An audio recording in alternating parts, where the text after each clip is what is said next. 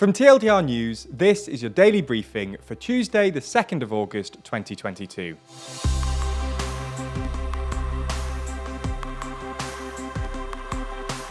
Good afternoon. Today we're going to be talking about the US airstrike that killed Al-Qaeda's leader. However, we'll also be discussing three of today's other important stories and discussing how technology is being used to solve crime in the UK. But first, the US kills its most wanted man. After being hunted by the United States and its allies for more than 20 years, yesterday, President Biden announced that the US had killed Ayman al-Zawahiri, the leader of Al-Qaeda.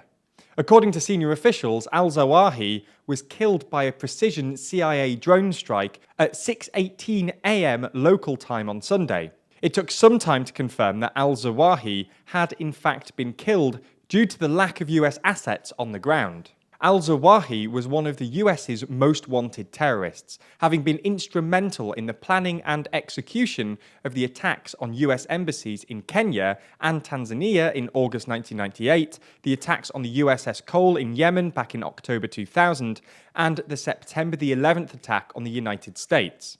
This final attack remaining to this day the deadliest terrorist attack in human history.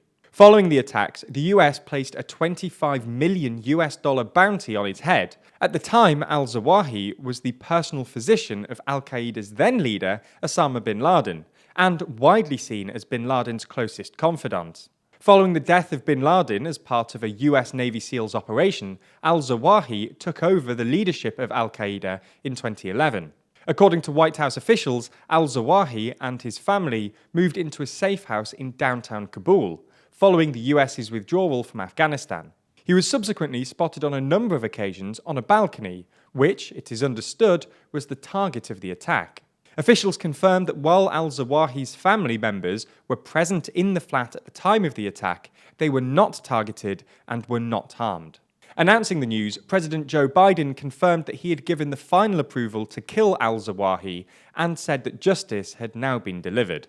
Justice has been delivered, and this terrorist leader is no more. People around the world no longer need to fear the vicious and determined killer. The United States continues to demonstrate our resolve and our capacity to defend the American people against those who seek to do us harm. You know, we make it clear again tonight that no matter how long it takes, no matter where you hide, if you are a threat to our people, the United States will find you and take you out. The Senate Intelligence Committee was briefed on the strike beforehand.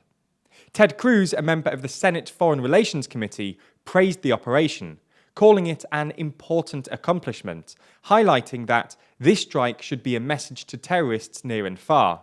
If you conspire to kill Americans, we will find and kill you. It is currently unclear who will succeed al-Zawahiri as leader of the terrorist group. Okay, so that's the biggest story of the day, but there's a lot more going on around the world. So here's a rundown of three other stories. US House Speaker Nancy Pelosi is due to begin a controversial visit to Taiwan today, despite warnings from China that such a visit would lead to a very serious situation and grave consequences. There had been uncertainty for weeks as to whether Pelosi would make the stop during her ongoing tour of Asia. During this time, China strongly and publicly protested the idea, saying it would be a gross interference in China's internal affairs.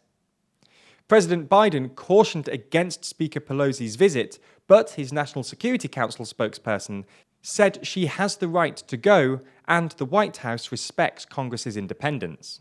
Taiwan is self-ruled, but China claims it as its own territory under its One China principle. The US has a robust unofficial relationship with Taiwan. Exactly how China responds remains to be seen, but responses could include economic retaliation, military drills, greater warplane incursions, and more. There's more on the way, but be sure to subscribe and ring the bell to make the daily briefing part of your daily routine. Or just search for us on your podcast app to listen along. Pakistan's former Prime Minister Imran Khan, who still looms large over the country's politics, received illegal foreign funding, according to Pakistan's Electoral Commission. The ruling could see Khan, who is vying for a route back to high office, and his party banned from Pakistani politics. A 3-member tribunal ruled that Khan's PTI party got funds from the US, Australia, and the UAE and kept hidden bank accounts, breaking a law against foreign funding of political parties. A PTI spokesperson denied any wrongdoing and said the party will challenge the ruling. Khan was ousted in April by a no-confidence vote and has been rallying his supporters and demanding fresh elections since then.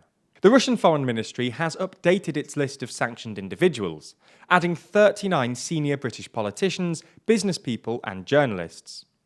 The likes of the Labour Party leader Sir Keir Starmer, the former Prime Minister David Cameron, journalist Robert Peston, and presenter Piers Morgan are all now banned from entering the country. Piers Morgan responded on Twitter that Russia wasn't on my immediate vacation to-do list.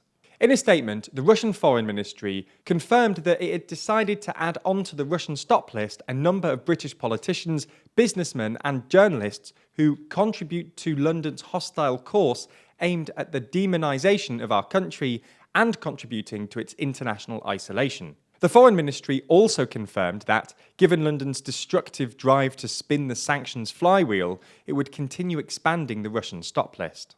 That's all we have time for on YouTube today, but if you want to see our discussion on how technology is being used to solve crime in the UK, then be sure to watch the extended, ad-free edition of the Daily Briefing over on Nebula. Nebula subscribers not only get everything you've already watched ad-free, but also an extended edition of the show every single day, available to watch on Nebula or stream on your podcast app of choice. So if you want to support the channel and get a more extensive daily briefing every day, you'll want to sign up. And there's good news. Our friends at CuriosityStream, the streaming service which offers some of the best documentaries, is offering a deal whereby you can get both platforms, CuriosityStream and Nebula, for less than $15 a year. That's all the best documentaries you could want on CuriosityStream, and then more TLDR on Nebula, including the extended briefing, other full exclusive TLDR videos, and it's always ad-free. Click the link below to get both services for less than $15 a year and support the channel.